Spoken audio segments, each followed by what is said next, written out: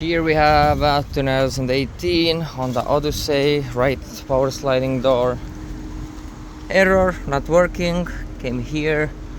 First check the fuse for the sliding door, this one here.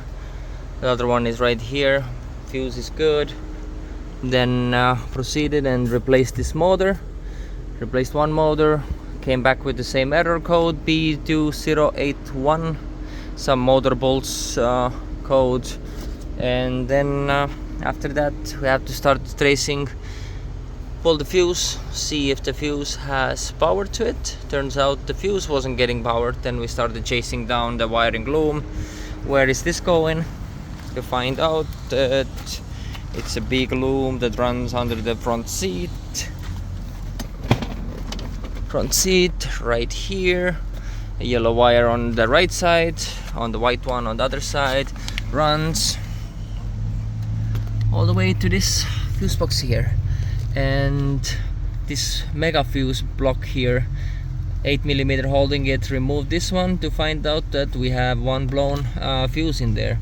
So after replacing this fuse, the story is working. I guess the old motor might have caused overload and blew that fuse out.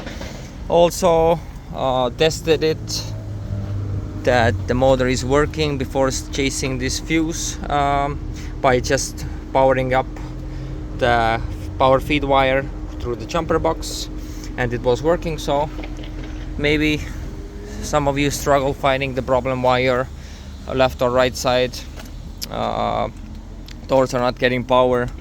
If the fuses are good, make sure you get the multimeter and test. Make sure those fuse prongs on both sides actually have whatever battery voltage or running voltage at 14 volts. So hopefully it's useful for you and you don't have to do what I did.